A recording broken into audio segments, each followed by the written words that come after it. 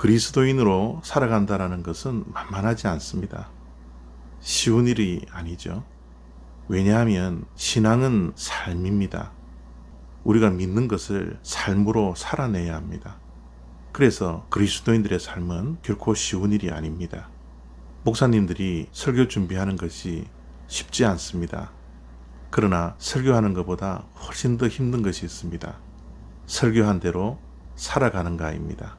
목사님들이 강단에서 설교한 내용대로 목사님 또한 살아야 하는 목사의 삶이 있기 때문에 설교한 대로 살아간다는 것이 정말 쉽지는 않습니다. 우리가 찬송을 이렇게 부르죠. 십자가를 질 수 있나? 주님이 물어보셨을 때 내가 죽기까지 주님을 따르겠다라고 그렇게 찬송을 부르지 않습니까? 그러나 우리의 삶이 정말 죽기까지 주님을 따르고 있나요? 삶이 뒷받침되지 않는다면 우리의 믿음이 무슨 소용이 있겠습니까? 마태복음 5장 44절로 45절까지 그리고 48절입니다. 나는 너희에게 이르노니 너희 원수를 사랑하며 너희를 박해하는 자를 위하여 기도하라. 이같이 한즉 하늘에 계신 너희 아버지의 아들이 되리니 이는 하나님이 그 해를 악인과 선인에게 비추시며 비를 의로운 자와 불의한 자에게 내려주심이라. 그러므로 하늘에 계신 너희 아버지의 온전하심과 같이 너희도 온전하라. 아멘. 주님께서 원하시는 믿는 자들의 삶이 정말 대단하지 않습니까? 아버지께서 온전하신 것처럼 우리도 온전할 것을 말씀하고 있습니다. 이런 말씀들이 부담이 됩니까? 아니면 부담조차 되지 않고 한 귀로 듣고 한 귀로 흘려보내는 그러려니 하고 말씀을 읽습니까? 원수를 사랑하라. 너를 박해하는 자들을 위해서 기도하라. 이런 말씀은 우리에게 부담이 되지 않습니까? 용서하는 것이 말이 쉽지 얼마나 힘듭니까? 우리 주변에 한 대 때려주고 싶은 그런 사람들이 얼마나 많이 있습니까? 오늘 주님은 원수까지 사랑하라. 아버지가 온전하신 것처럼 우리도 온전하라고 말씀하고 있습니다. 참 다행스러운 것은 주님께서 완전하라라고 말씀하시지 않는다라는 거죠.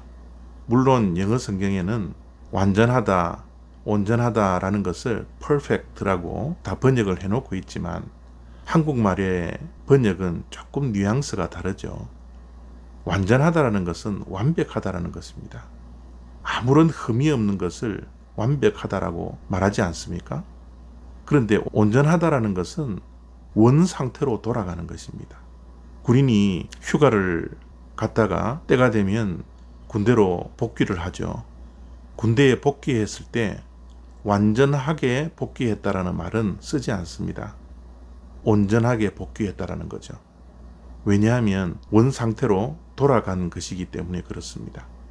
하나님께서 완전하니 우리도 완전하라라고 말씀하면 이 말씀이 굉장히 부담이 되지만 하나님이 온전하니 너희도 온전하라고 말씀하신 것은 그래도 조금 부담이 덜하지 않습니까? 우리의 원 상태가 언제인가요? 하나님께서 인간을 에덴 동산에서 창조하셨을 때이지 않습니까? 그런데 우리에게 죄가 들어왔기 때문에 원 상태로 돌아갈 수가 없습니다. 그러나 원 상태로 돌아갈 수 있는 길을 예수 그리스도께서 우리에게 제시해 주셨죠. 예수 그리스도를 믿으면 우리는 새로운 피조물이 되는 겁니다. 그래서 우리는 원 상태로 돌아갈 수 있는 것이죠. 우리의 원 상태는 예수 그리스도를 믿음으로 받아들였을 때입니다. 바로 그때가 우리가 돌아갈 때입니다. 그때는 언제입니까? 하나님께서 우리의 믿음을 보시고 무조건적으로 우리를 용서하시고 무조건적으로 사랑해 주셨을 때입니다. 만약 우리가 예수 그리스도를 만나고 영접하고 믿을 때 그때로 우리가 돌아갈 수만 있다면 우리 또한 조건 없이 이웃들을 사랑할 수 있지 않을까요? 그것이 원 상태로 돌아가는 것, 온전해지는 것입니다. 물론 원래의 상태로 돌아가는 것도 결코 쉽지 않습니다. 우리의 노력으로는 불가능한 것이죠. 그러나 이것이 가능해지는 것은 내 안에 성령이 가득 채워질 때입니다. 성령님이 함께 해주실 때 원수를 위해서, 나를 박해한 사람들을 위해서도 기도할 수 있는 믿음의 능력이 우리에게 생겨나는 것이죠. 결국은 우리가 성령 충만하냐, 성령 충만하지 않느냐의 문제인 것 같습니다.